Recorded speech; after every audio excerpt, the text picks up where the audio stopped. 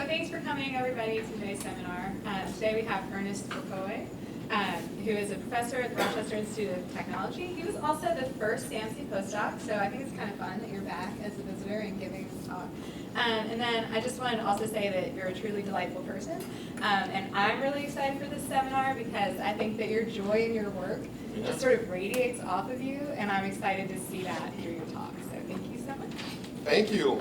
I hope that you won't be disappointed, Emily. Is that that joy, the joy comes from two things, right? I mean, she mentioned the joy, which I didn't expect she would say.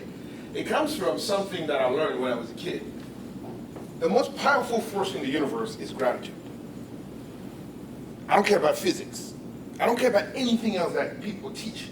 The most powerful thing I know in this universe is gratitude. Gratitude combines humility in everything. And so, I'm so grateful to be here. I'm grateful to David Banks. I'm grateful to SAMC. I'm grateful to Rick. I'm grateful to all of you for being in this room. I use this word primogenito because I'm so proud to be part of this institution because it has represented a lot in my career. In 2003, I stood here and I gave a talk that was somewhat similar because that time I was working a lot on Gaussian processes for classification. And today I'm going to also, Gaussian processes turn out to be a kernel technique, kernel method. I'm going to be talking about that again today ad nauseam, at the risk of annoying some of you who know about it and use it a lot. So I just really want to extend grateful thanks to SAMC, to David Banks, to everyone who's been part of this institution, because frankly, I see this as an incredible privilege to be here and giving you this presentation. And when I was a postdoc here, we were given some little tips that when you give a talk, the beginning of your talk should allow everyone in the audience to feel that they're part of it. So I'm going to be telling you about kernels. But what I did, I thought I'll start by mentioning something that maybe you may not think of it as a kernel. In fact, it's a simple technique. It's my favorite learning machine when I teach machine learning, because although I won't be able to present anything interpretable like Professor Cynthia Rudin did last week, she was presenting various very fascinating things where you can actually take an incredibly complex problem and end up creating very simple rules so that somebody who is not a statistician or a technically versed person can still understand how you went from this deluge of data and came up with some ways of gaining knowledge from it. I won't be able to do interpretable, but I think I will be able to do something that I call intuitively appealing. So I'm going to use intuitively appealing in this sense. Oh, by the way, this is my ad to help my friend over there that there is a SAMC YouTube channel. Some of you saw my emails and that I sent you guys. If you click on my slides, which I'm going to give, he's going to upload them on the website, then he will take it to that channel. I'm not going to do that now in the interest of time because everyone here knows that channel. Okay, so please go visit that channel. There's a lot of stuff that are not even part of what we're doing this year, but that are incredibly good material. You can share it with your students, have them visit it. That way we can have some traffic on the SAMC YouTube channel. And thank you to Rick for really doing a great job on that channel. That's beautiful. And we have content from SAMC. All right, now, you see, I give the title to my talk. I called it, There is a Kernel Method for That. That is my joking way of saying there was a time in the machine learning community where everything was kernelized. Everything in the universe. You imagine anything, they were kernelizing. You imagine a simple algorithm, they say, hey, I have a kernel version of that. And it turns out that at first it sounded like a fad, like people were just messing around, but it turns out that kernelization buys you a lot. A lot. It buys you conquering nonlinearity of your decision boundary if you're performing classification, and it also buys you things like the ability, as long as you can define a kernel, which is, in this particular context, just a similarity measure, a way of measuring the similarity between two things. See, if you can define a kernel, it doesn't even depend, it doesn't even matter what your input space is. Now, each time that you see anything in deep learning, people always start with some computer vision or image problem. And the most famous one is the problem that made machine learning what it is. I repeat, this is the problem that when people try to solve, along with net talk a little bit, but this problem from the USPS, the United States Postal Service, Ernest, that Jan LeCun and his friends popularized by making it a benchmark data set, this is a very interesting problem that made this field of machine learning popular. Because in those days, the MLP, the multi-layer perceptron, was actually used on this, and it did very well, blah, blah, blah, blah, blah. And so this is an interesting problem, and I think there is a kernel method for that, and it does well, because, I mean, it's one thing to have a method for something, but the method has to do well, right? I mean, you can tell me I have a method, but if the method is poor, why even show me? So there's a method for that, okay? There's a kernel method for that. And this one, a very famous data set. In fact, I teach every single one of my class with this data set, because this data set has a very, I think the base risk for this data must be very, very high. And if this is a pure Indian diabetes data set, well, there's a kernel method for that, and it's good. And this is a representation of the DNA macro array. So these are just simple snapshots of possibilities of problems. I mean, you can list gazillions of them, of potential problems, whether you're talking about density estimation, whether you're talking about clustering in unsupervised learning, or regression or classification. You will see that there's a huge number of techniques for which we're going to show that kernel methods seem to come and always provide something a little interesting.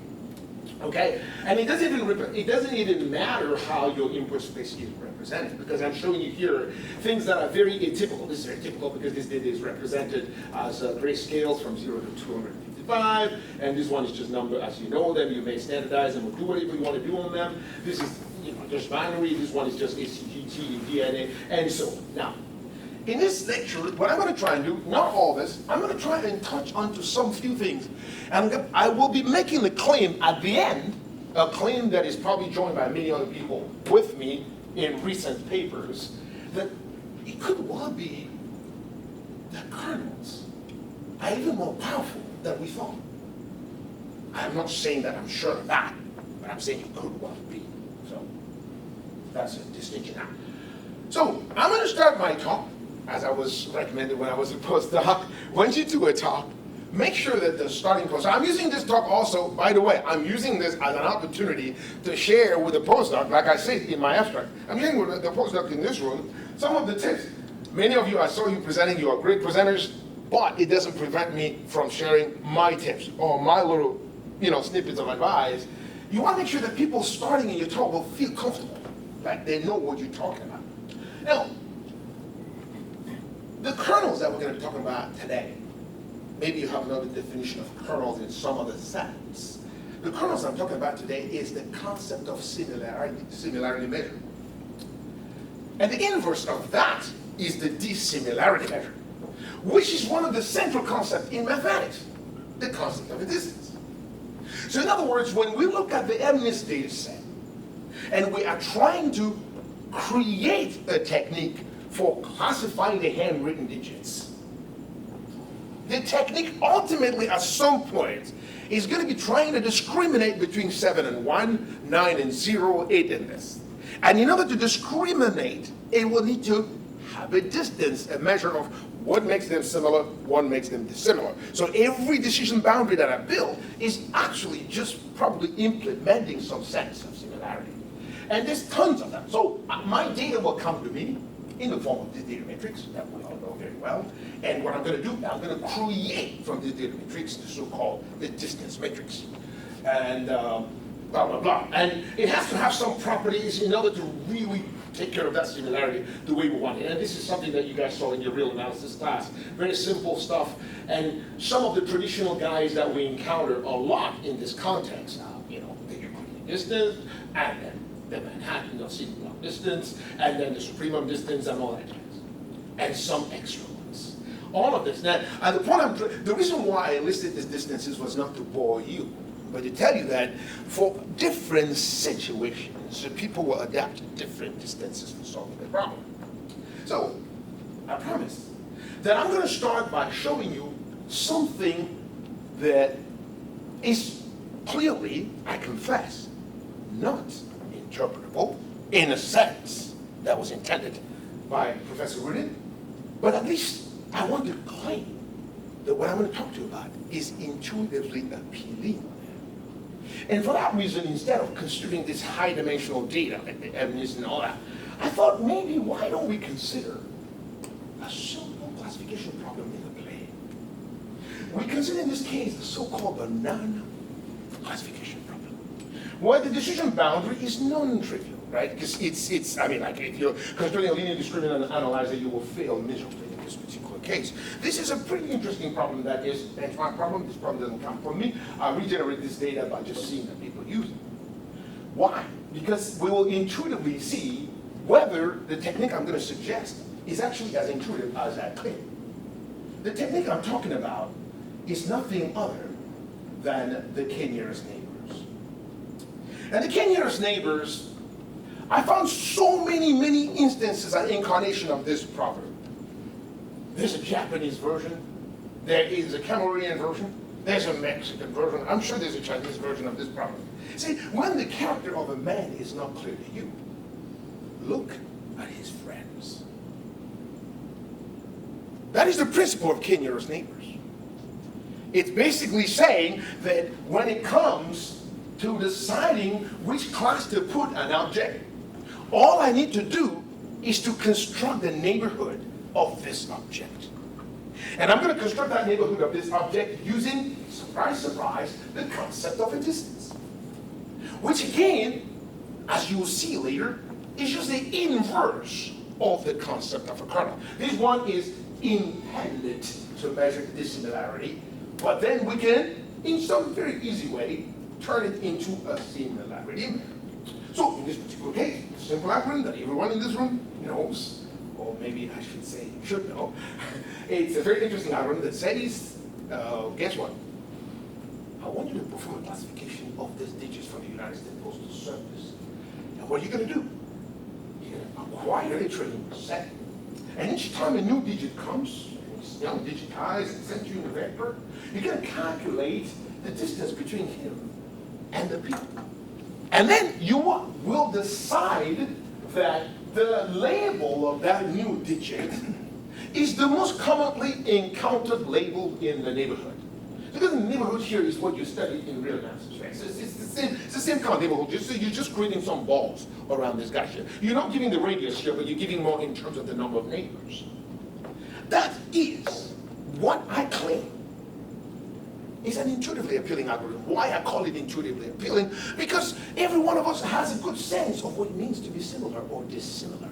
So even though I will not claim, and I shouldn't claim that this algorithm will be interpretable because it won't be, it is the grandfather or maybe the ancestor of the so-called non-parametric techniques whereby you lose the interpretability that you usually have in the linear models and the other parametric models. But it does the trick. And why is it here in the lexicon of kernel method? Because, and I told you there's so many incarnations of that problem. The Mexican people just say, tell me who your friends are, and I'll tell you who you are. They get a little bit intense because the Japanese were a little more careful, but the Mexicans are more embracing. I can tell you that. So, well, yeah, the Mexicans are more embracing that. One of the first things with this algorithm that I find really fascinating is this algorithm is extremely simple, but you'll see it if I show you its performances, give or take some little tweaking on the size of the neighborhood. It's fiercely strong. Now, it suffers from the so-called cursor dimensionality, like many of the guys, but today we're not trying to bash Canon, we're trying to elevate Canon and praise it, so let's keep its weaknesses at bay. Another day we can talk about those weaknesses, but right now, let's talk about what's good about it. You can do seamlessly classification and regression with this machine without suffering. And then, you can also turn this machine and put this machine in the lexicon, in the pantheon of the other machine that I call Kernel Learning Machine. Now, very nice machine, because see here, for instance, that little data set that I gave you, that I showed you earlier, is the banana data set, which people use the banana data set. You can imagine constructing this banana data set, and you can construct a kernel. Now, the kernel, this thing called k-nearest neighbor is called lazy technique. The lazy technique are those techniques that they don't actually store a model. There's no such thing like a model that you can go and look up. But what you can look up is that you can see that you can take the probabilities, it does calculate the posterior class membership, and you can extract those posterior class membership and plot or recover the implied or underlying decision boundary. Here we see a k-nearest neighbor maybe with k very large. Here we see an optimal k that actually tuned this k with cross-validation. And this is the exaggerated version. He was trying to have an error of 0. And so, in other words, it's somehow reconstructing the decision boundary very well. It does that pretty well. Oh, by the way, let me make sure that my rules of engagement are correct. You can interrupt me at any time, any point. If there is anything that I'm saying, because I speak too fast sometimes, so if I'm too fast, you stop me if there's anything that's unclear. But see, this is one of our first our first view of the performance of this first kernel method. And just to clarify that this technique is actually pretty solid and it does a good job. Although here I'm representing the training error, but even on the test error, it does pretty solid. I'm representing here the nearest neighbor technique against the field, as you would say. Imagine a tournament. But, it's against the field here. It's reconstructing the decision boundary here you see right now. I mean, the version you see that the initial one, because I'm generating this data at random. But this is another version here where you see it compared to a tree. This is a tree with the orthogonal split. And this is for a vector machine that we're going to talk about in a minute. And there's a random forest and Gaussian processes and all that stuff. So this guy is holding his own. I would say not too bad in terms of, driving around to capture. Oh, thank you, I forgot it. So this is the method. Now, why am I calling it? And you can imagine, so that's for the toy problem. And the reason, like I said, I used that toy problem because I wanted us to get an intuitive sense that you can see, well, maybe not see, well, if you hide in 2D, you can't see. But in this case, you can have a feel for what this technique is actually doing, which is maybe not interpretability, but it's better than nothing. It's better than having an arcane technique that's based on extremely complex layers upon layers of things. And again, I'm not intending to say anything about anything right now, where you cannot even know what is it that's really going on for it to work. But at least he calculated distances, and he paid the people that are close together. That's what he did. Very good. And then, okay, you can apply this to, this MNIST data. You can apply it to MNIST data in a very seamless way. Coding this is an exercise that, you give this exercise to, an undergraduate to code this, to calculate distance and create the neighborhoods and do this. And you can generate, in the case of binary classification, you can generate easily your ROC curve and things like that. Now, this is where it starts. I define Kernel using the distance. But I can go back to Kernel, this is not lecture on Kernel, but I can go back to Kernel and redefine that Kernel using something called the weighted version of k-nearest neighbor. In this weighted version of k-nearest neighbors, what we're basically trying to do, we're trying to say that the original version of the k-nearest neighbor makes this assumption that all neighbors are created equal. But it's not true. Like if you have a neighbor who lives at Duke from here and another neighbor who lives right next door, this is not the same neighbors, right? So we incorporate the sense of the distance, how far the guy is, into the final calculation of the contribution of that particular point to the prediction of the new guy. And this is what we call the weighted weighted neighbor. And this is where the idea of the kernel comes in. So we are turning the dissimilarity measure into a similarity measure. There's so many different schemes for doing that. There's an inverse scheme, there's a negative exponential scheme, that anything that could really reverse that object is really a good candidate. And in this particular case, this object now will become this. So I can imagine now renaming this weight. Now, I can imagine renaming this weight as the similarity, because this one was a dissimilarity between x and xi. So I can imagine naming that. And I can imagine now rewriting, my k-nearest neighbor now in a very fancy way. Now, in a sense, I'm cheating. This fancy writing is going to afford me an opportunity to put them next to next with support vector machine, with Gaussian process classifier, with traditional kernel method, with the radial basis function network. This writing affords me what I call in Latin mutantis mutandi, the same thing. All the kernel method for classification, we'll have this guy in it. They will be written in exactly the same way. What I have achieved here as my first act is to rewrite an intuitively appealing machine as a kernel machine, because that machine was based on this system. So this is the formulation. Now, this machine can do a lot of stuff. It can do classification, it can do regression, it can do a lot of interesting things. It has weaknesses that we promise we're going to talk about today, but this is the formulation. And then you're going to see this formula a lot in about a couple of seconds. And the way that this especially this quantity, the way this quantity is going to come in here will be the main object of learning. In this particular case, this guy is just an indicator. But in many of the techniques, it will be a real value that was learned, maybe through quadratic programming, through Bayesian learning, through so many different techniques. I'm going to find different ways of learning this coefficient of the kernel. And many of them will come from different places, but will end up doing things that are quite similar. Now, so far, have I lost anyone? Have I annoyed anyone? I don't like annoying people. Yeah? Good. Let's keep on moving. So there's a kernel for everything. I said that, and I stand by my claim. You know, I stand by my claim. Yeah, kernels for everything. And so maybe now, because I started by presenting this problem here from the point of view of classification in the plane for intuitive capture of what is happening underneath the K-nearest neighbor, which now you can. I give you the freedom to do that. Call it a kernel method. But maybe something that will make this even clearer when I make the connection with the neural network is maybe to switch a little bit and go to regression. Because when I go to regression, I'm going to evoke a machine, and then from that machine, we'll see all the connections that I have been making. Now, when you teach regression, if you want to be very, very, very picky, you have to evoke all these assumptions about it. You have to evoke that, really, the function that you're learning has some, you have to evoke a certain number of things. So suppose that we're performing regression learning. When we are doing regression learning, what are we really doing? From a statistical machine learning perspective, we're basically saying that the expected value of y is finite. The expected value of y squared is also finite.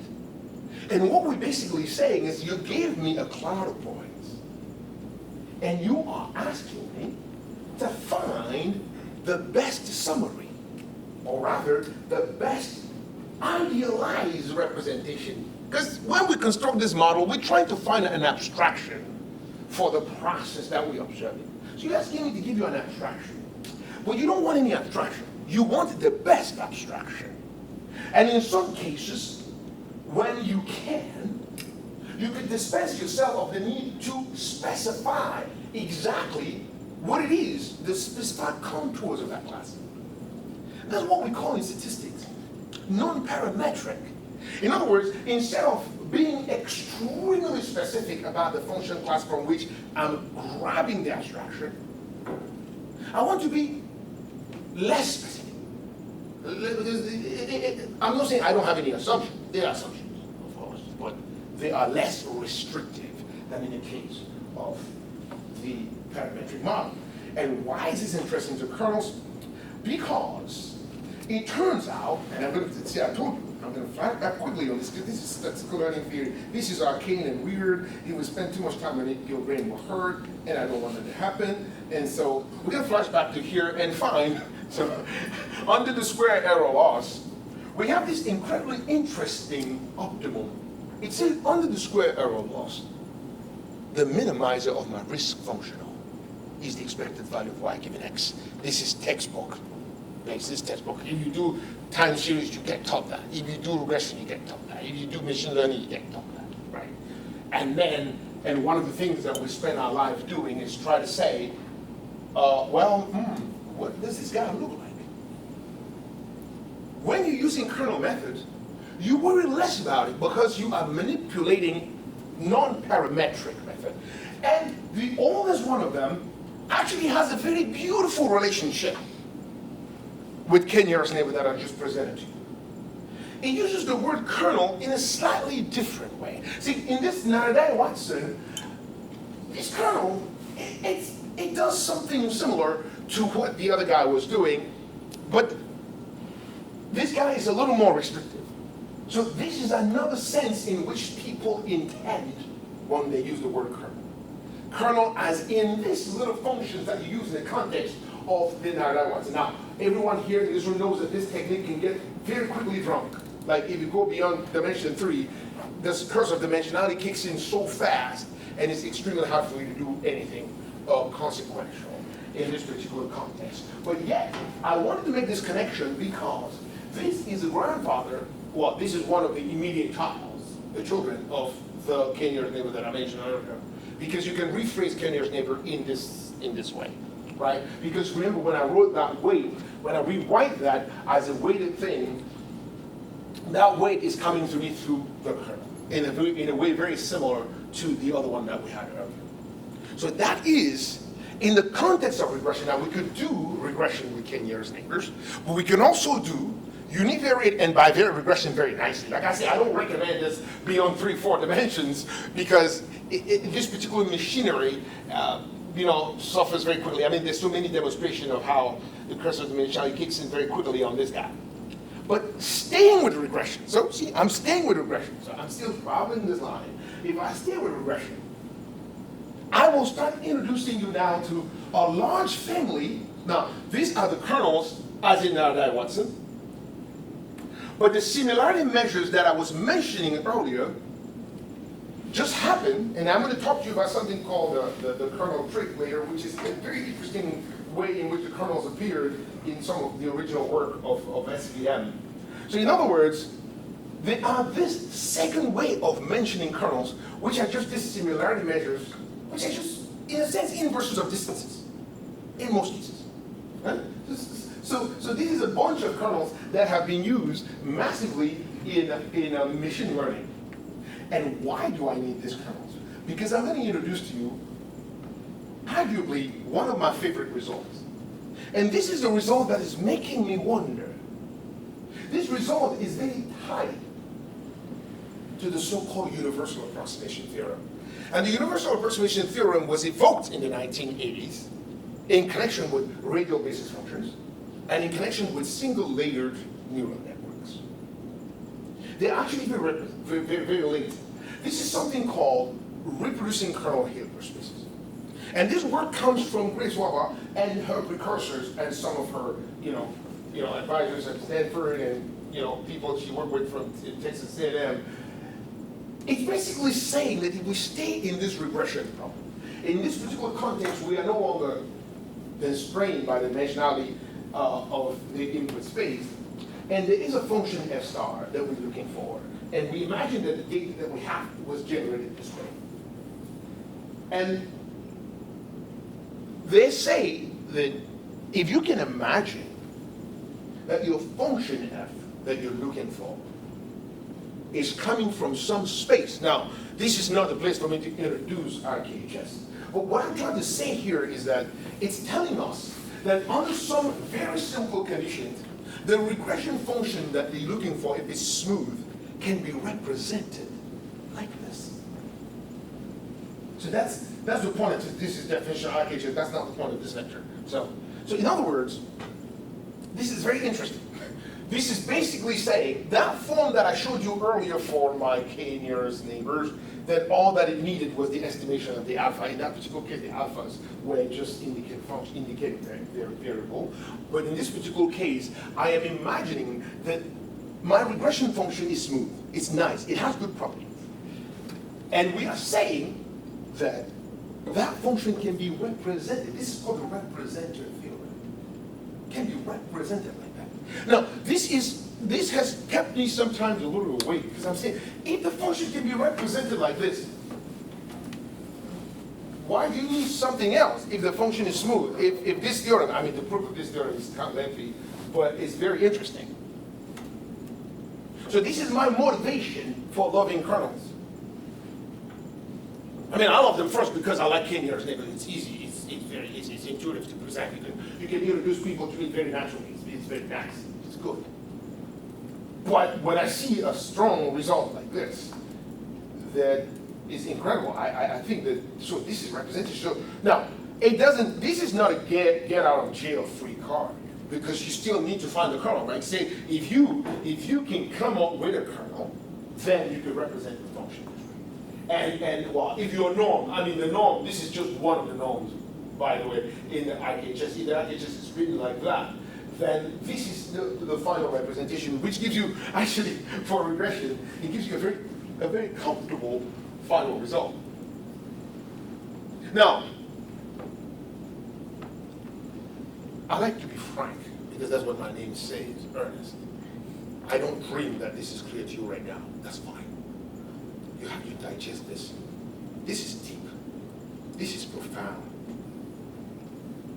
Now, if you know kernel, you could curse me and say, this is an idiot, you should get out of the room. But this result is very profound. In fact, this result is so profound that people are beginning to realize things that you see at the end of my talk. Now, anyway, my favorite machine. Now, my favorite machine comes from this stuff called the Gaussian process. What is it basically saying? It says that problem of y, I equal f star of xi plus epsilon I. It says, don't worry about giving a form to this particular function. Now, many of you in this room have used Gaussian process in various guises. I've used them in regression, classification. I use them in so many things. And it says that for the Bayesian in the room, of which there are many, including His Royal Majesty, the Great Fabrito, this is something for you. So it says that what you can do is imagine that the function values that you have in your sample are realization of the so-called Gaussian process. So in other words, it says, think of those function values as stochastic quantities, collect them together, and make an assumption. Now, this assumption may be wrong. Maybe the Gaussian process assumption may not be correct. So this is assuming, if you assume that this prior over your function space is the right prior, then you can construct an estimator of f star in a very beautiful way. So, and the key here is when you construct the estimator of f star in a beautiful way, it turns out that this covariance matrix of the process is built from so-called covariance function. But the covariance functions themselves, at least those that are stationary, are nothing but kernels.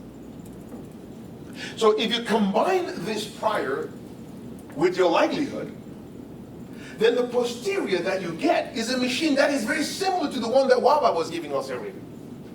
As a matter of fact, the machine is almost exactly the same. So if you combine this prior, now like I said, we did modeling, right? When you're modeling, what you do, you're hypothesizing things for your data. So let's imagine that our function values are just realization of this Gaussian process. And we say the Gaussian process is driven by some covariance function. And so if I can define that covariance function, and then I can construct my Gaussian process. And then so it turns out, and this is funny because the first time I encountered this, I thought, this is pretty impressive. I mean, like a random function. But it turns out that in the case of the Gaussian process universe, this thing is actually pretty simple. Well, I call it simple again because it is not interpretable in the sense that Dr. Rudin intended. But I want to believe, I'm not kidding myself, being delusional, that the fact that you understand this concept of equicontinuity is actually a reasonable concept. The equicontinuity is a reasonable concept. It's saying that if this function is behaving nicely, it's a little bit like something that came to the literature condition. If this function is behaving nicely, then the points that are close together in the input space might also have images that are close together in the image space. So that's the idea here. See, so if you have a function that has those kind of contours, then this guy is formidably good. And you see that. You believe me? So these are random functions that I just draw for the fun of it. So I just create a covariance function. And I just draw random functions before I see the data. So before I see the y's, I mean, I have to have the x's, but before I see the y's, the responses, I can just, draw some random functions from that space with some covariance, and then this is gibberish.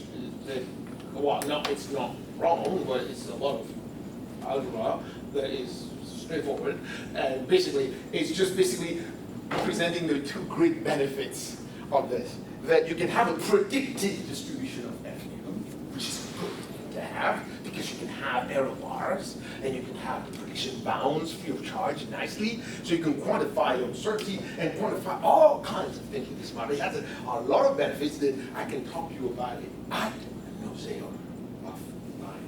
So, but online, let's speed forward so that we don't shortchange the rest of this material. Anyway, so this is just blah blah blah and da da da, and then blah blah da da da, and then we come to my function, my favorite one.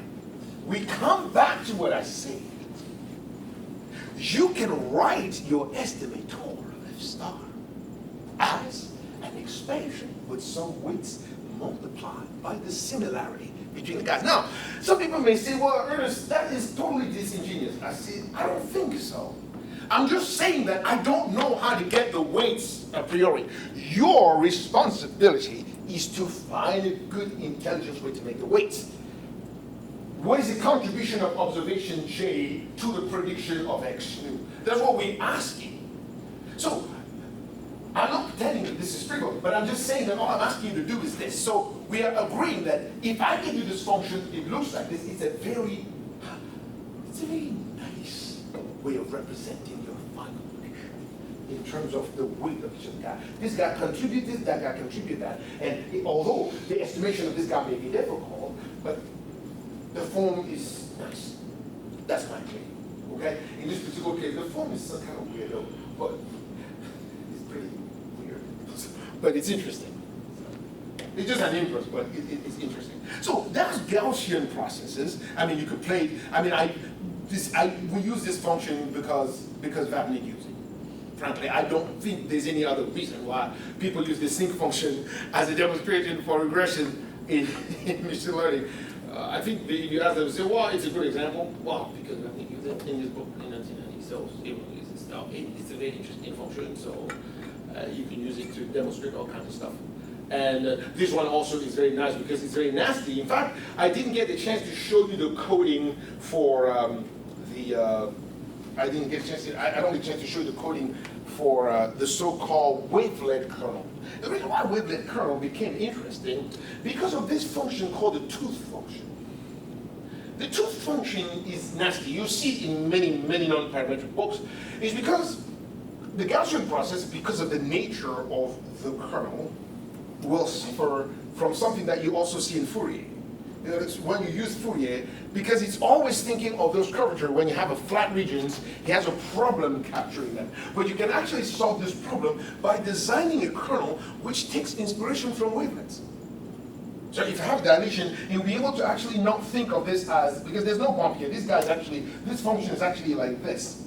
But he doesn't see it because he is, sinusoidal. So he has that periodicity in there that he's trying to capture this contours. But when you use, in other words, when you use the so-called wavelet kernels, is actually that one original paper that did that. When you use a wavelet kernel, it actually solves this problem, and you go back to normal state. Now, let me check. Ooh, I got 6 minutes. Emily? You started at 1:15.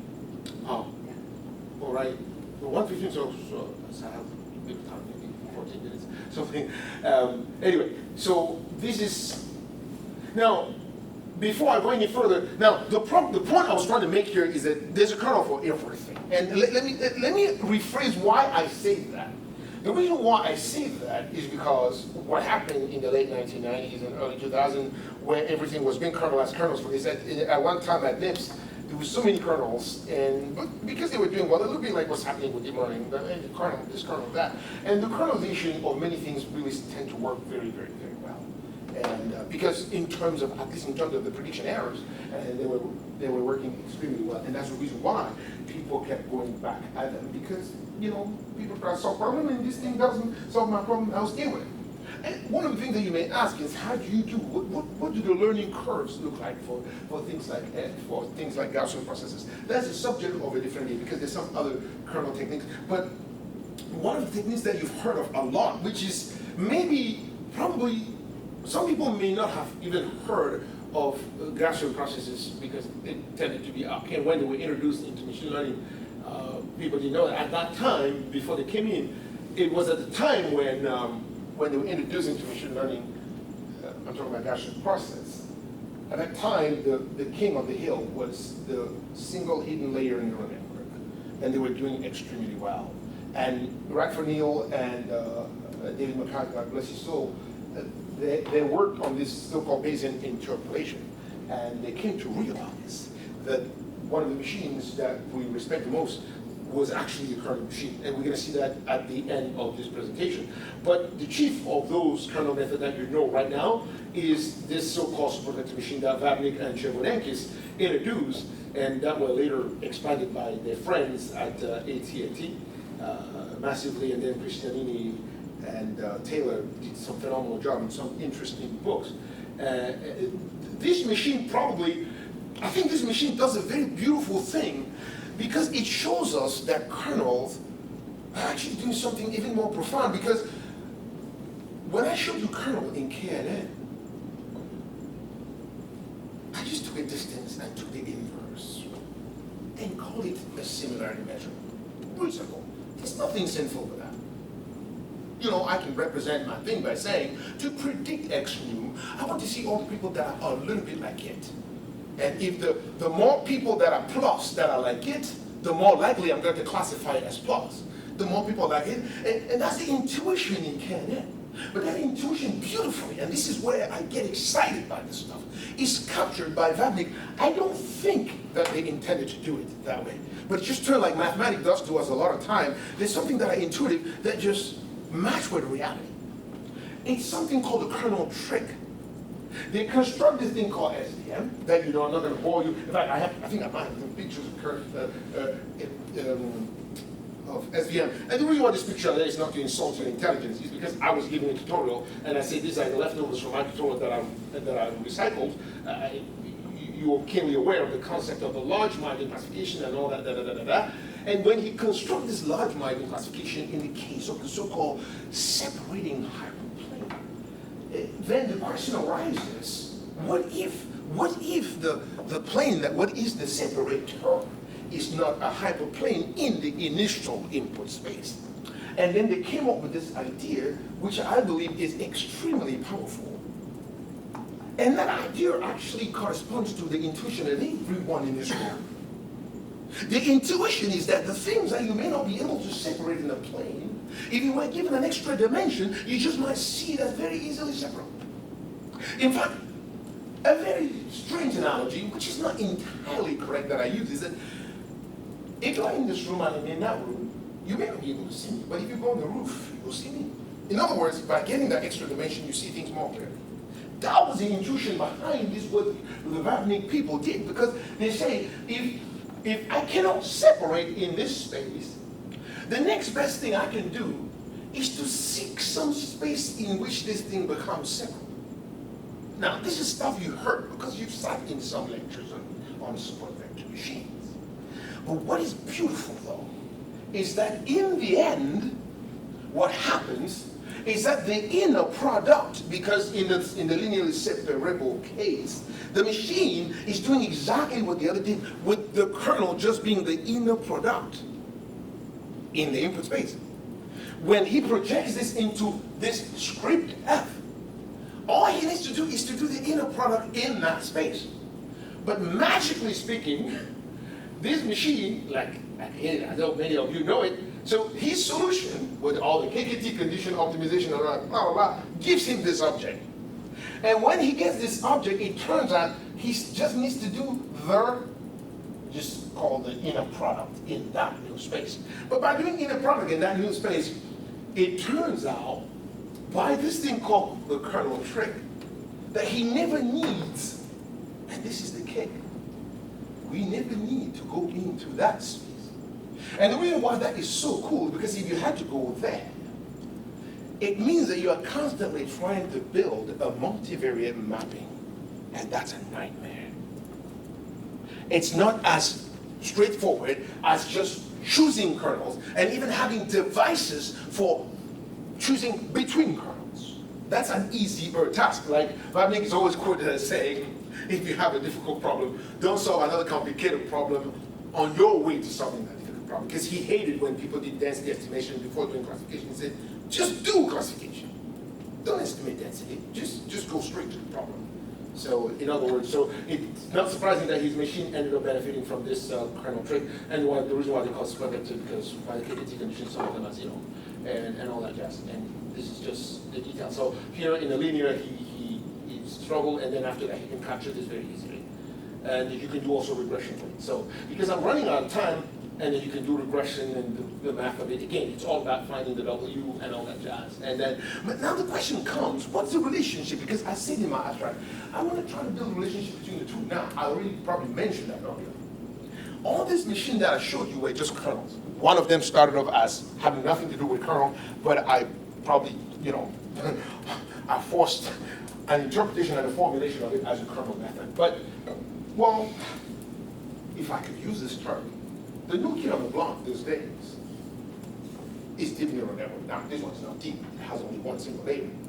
But the reason why I'm putting it here is because I belong to the class of people that believe maybe, just maybe, for many problems, you don't need more than one hidden layer.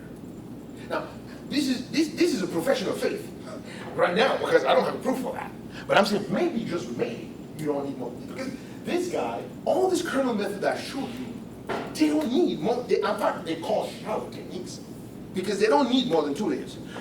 In fact, all those methods in the late 1990s, right from here, Canadian, his claim was that this single hidden layer neural network, in fact, the Gaussian process was equivalent to it when you assume that this hidden layer has potentially an infinite number of neurons. So he could reformulate this machine as a neural network with, he could formulate the Gaussian process that I showed you with a lot of passion and a lot of funness.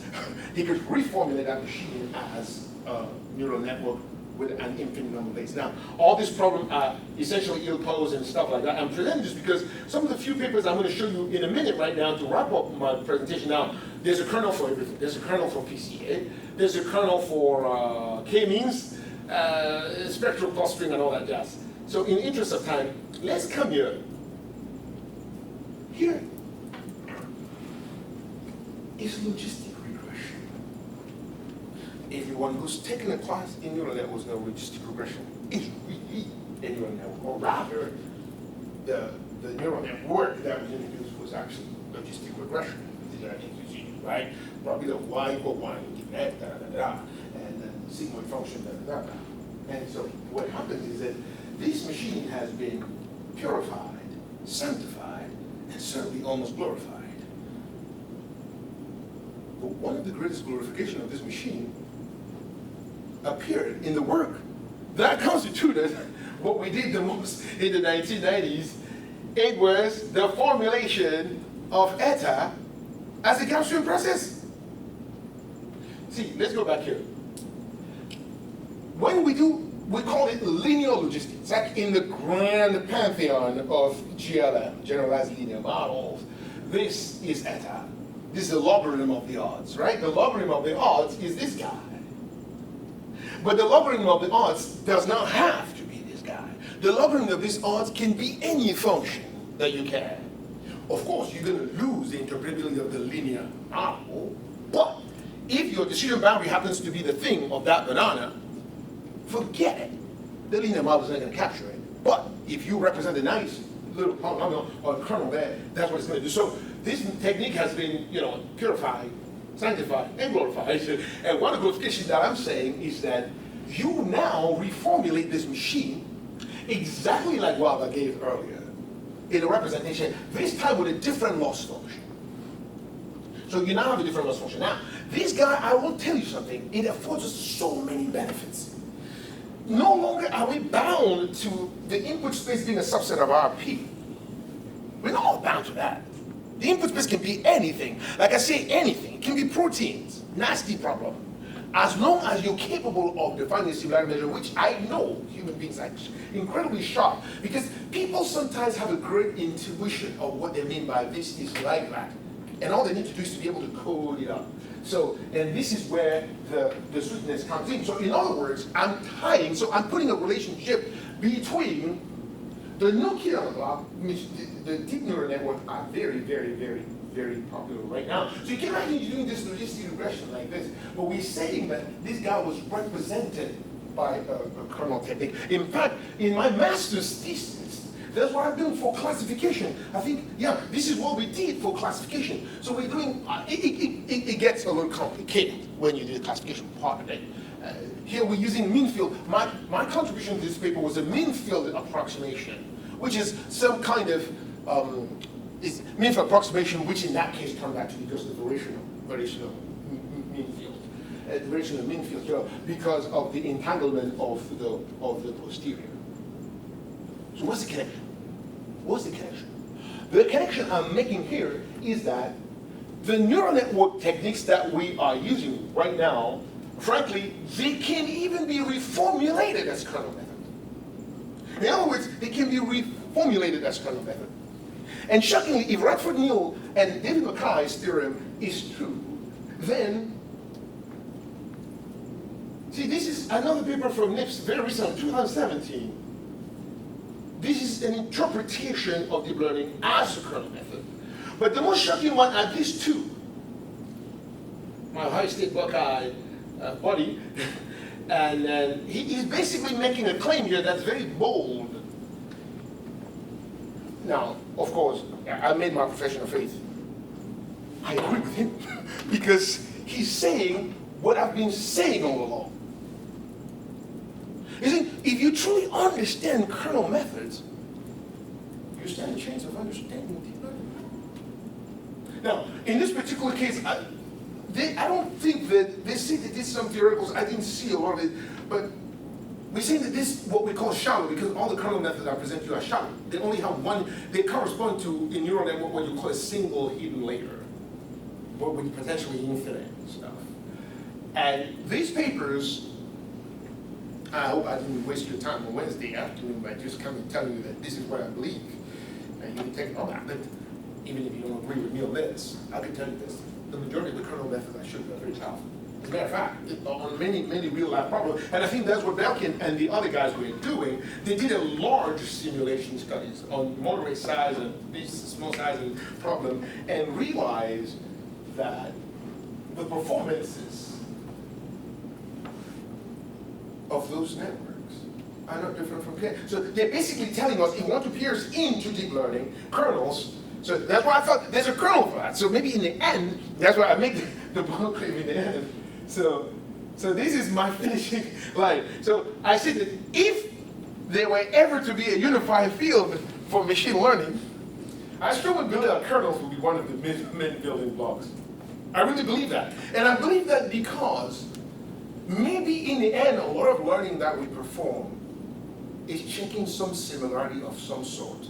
Whether we're doing regression or classification, because everything that we learn is some loss function, is some norm for measuring this. So in the end, you can go ahead and do the algorithm, but the essential building blocks of your algorithm is some similarity between objects. And maybe that's the reason why these guys are formally good if you choose a kernel that truly represent the way that things are paired together in your input space. Maybe that's the reason why they're formidable. Now, I didn't get a chance to show you so many practical problems like, comparing the performance of Ken. I do that a lot of this kernel method. And they always are hovering around the best. In fact, you've probably heard of the no free lunch theorem. One of my kids in Africa, he worked on what's called a simulation study to check the no free lunch theorem. I mean, we used easily 50 days. It's big. We're just having fun. Just running this. Maybe there's free lunch. Let me repeat what I just said. No free lunch is saying that no technique is essentially superior at all times, right? That's what it says. But it turns out that the kernel method and the ensemble learning, they're always among the top two. Always. Now, granted, we try to get ideas set to be as weird, as different as possible, but I don't know.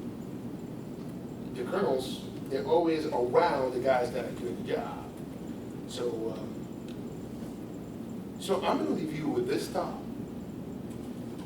When you have an interesting problem, because these kernels, in most cases, are very friendly to implement, very straightforward actually, quite straightforward. At least some of them.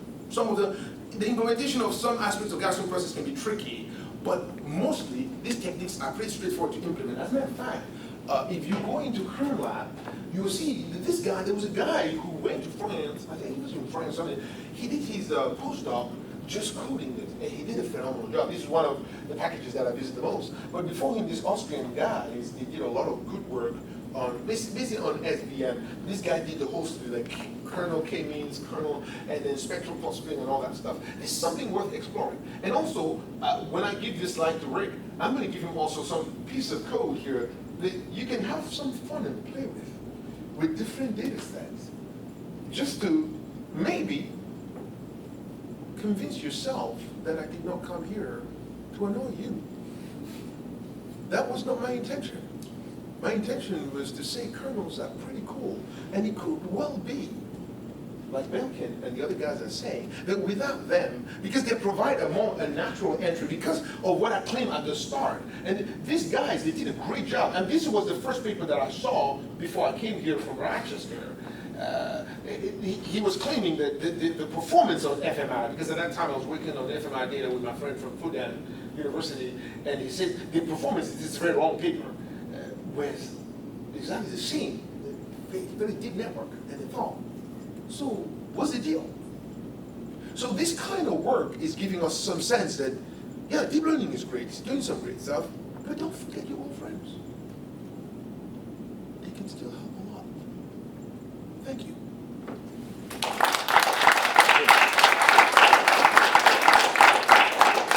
I have 2 minutes for questions, that's wrong. Any questions? Kernels use dissimilarity. It's a pairwise construction. Is there any sense in which you might have a triple? Very interesting. So instead of just, yeah, so go from a bivariate to something higher. Yeah. I can imagine senses in which there would be dissimilarity among three. That's right, a three-way. Good point, maybe I haven't thought about. Because the kernel, as we say, it was just bivariate function in script x cross script x into R plus. But yeah, that's a good thing to think of. Like I said, like honestly, from a very practical perspective, the proof is in the pudding. This stuff tends to perform well on practical tasks that you have. And like I said, a slew of problems like this that I've been looking at. Because I mean, I went back and revived what I saw in 1998 with Raphael and David Mackay, and they're working on this stuff, and I saw the performances are still kind of formidable. And when people actually combine this and do mixtures of them, they even more. When I left Glasgow, my students and some other postdocs were working on mixtures of them. Jianqi, one of my cohorts, was working on that, and they kept extending it to even better results. Now, like I said from the start, this is not an interpretable technique in the sense that Professor Rudin intended. But maybe I'm kidding myself and being delusional, but it's, you understand what some of this is similarity. This is a sum of weighted similarities. It makes sense. In fact, even when you look at the prediction function of the sport vector machine, when you think about it, it makes sense totally. At some point, the only thing is that the y-i's, the pluses appear more often with bigger weights, then this guy's going to be classified as plus. It minus with bigger weights, so the key is why you find the weights. But if we put aside the problem of finding the weights, it seems to be a pretty reasonable representation of how prediction operates. So, but anyway, I I really do hope that this was a good use of your time. And like I say, my slides are going to be on the SAMC website, which I want you to visit as often as possible. And I'm here for an entire year or two of us. And if you have questions about my talk that you could not ask her, please feel free to send me an email. Have some tea with me. I have lots of Chinese tea. Thank you, guys.